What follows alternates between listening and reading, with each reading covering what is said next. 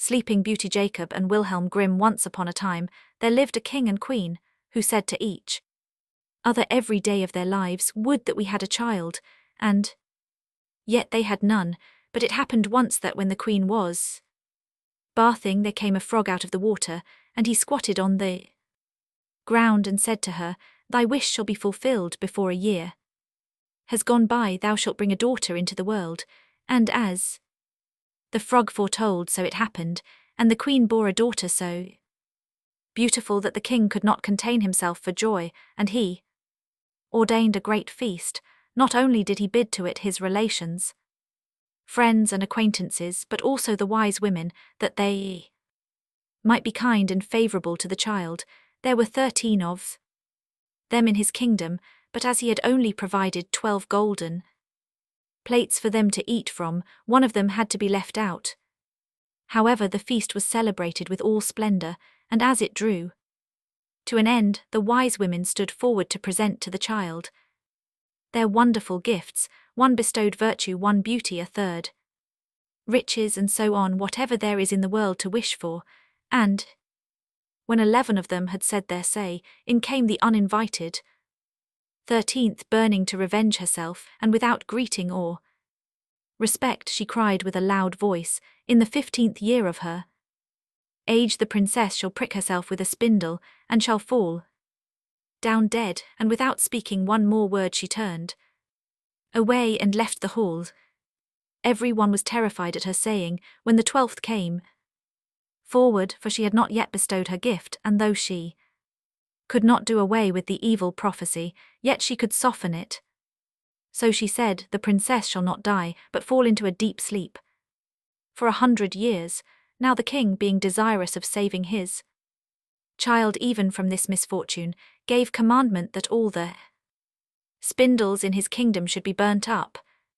The maiden grew up, adorned with all the gifts of the wise women, and she was so lovely, modest, sweet, and kind and clever that no one who saw her could help loving her. It happened one day, she being already 15 years old, that the king and queen rode abroad, and the maiden was left behind alone in the castle.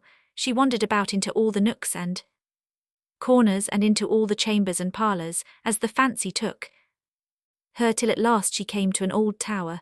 She climbed the narrow, winding stair which led to a little door, with a rusty key sticking out of the lock. She turned the key, and the door opened, and there, in the little room, sat an old woman with a spindle, diligently spinning her flax.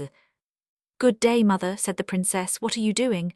"I am spinning," answered the old woman, nodding her head. "What thing is that twists round so briskly?" asked the maiden, and taking the spindle into her hand she began to spin, but no sooner had she touched it than the evil prophecy was fulfilled, and she pricked her finger with it. In that very moment she fell back upon the bed that stood there, and lay in a deep sleep, and this sleep fell upon the whole castle. The king and queen, who had returned and were in the great hall, fell fast asleep, and with them the whole court, the horses in their stalls, the dogs in the yard, the pigeons on the roof, the flies on the wall, the very fire that flickered on the hearth, became still and slept like the rest, and the meat on the spit ceased roasting, and the cook, who was going to pull the scullion's hair for some mistake he had made, let him go and went to sleep, and the wind ceased, and not a leaf fell from the trees about the castle. Then round about that place there grew a hedge of thorns, thicker every year, until at last the whole castle was hidden from view, and nothing of it could be seen but the vane on the roof, and a rumour went abroad in all that country of the beautiful sleeping Rosamond, for so was the princess called, and from time to time many kings' sons came and tried to force their way through the hedge, but it was impossible for them to do so, for the thorns held fast together like strong hands, and the young men were caught by them, and not being able to get free, there died a lamentable death. Many a long year afterwards there came a king's son into that country, and heard an old man tell how there should be a castle standing behind the hedge of thorns, and that there a beautiful enchanted princess named Rosamond had slept for 100 years, and with her the king and queen and the whole court. The old man had been told by his grandfather that many kings' sons had sought to pass the thorn hedge, but had been caught and pierced by the thorns and had died a miserable death. Then said the young man, "Nevertheless, I do not fear to try, I shall win through and see the lovely Rosamond."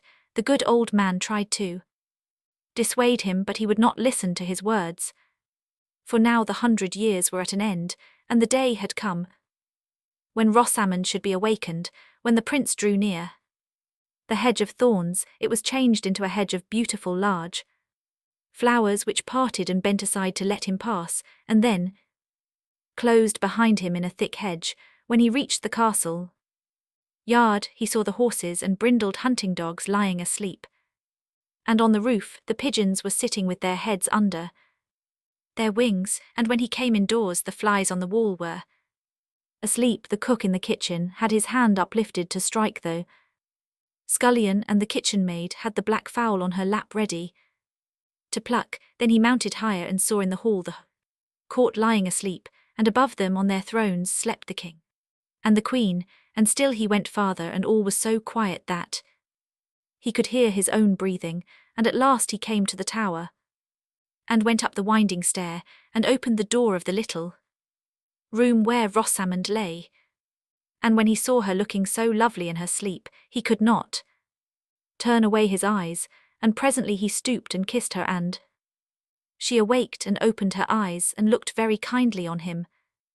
And she rose, and they went forth together, the king and the queen, and whole court waked up, and gazed on each other with great eyes of wonderment, and the horses in the yard got up and shook themselves, the hounds sprang up and wagged their tails, the pigeons on the roof drew their heads from under their wings, looked round and flew into the field, the flies on the wall crept on. A little farther the kitchen fire leapt up and blazed, and cooked the meat. The joint on the spit began to roast, the cook gave the scullion such a box on the ear that he roared out, and the maid went on plucking the fowl. Then the wedding of the prince and Rosamond was held with splendour, and they lived very happily together until their lives' end. The end.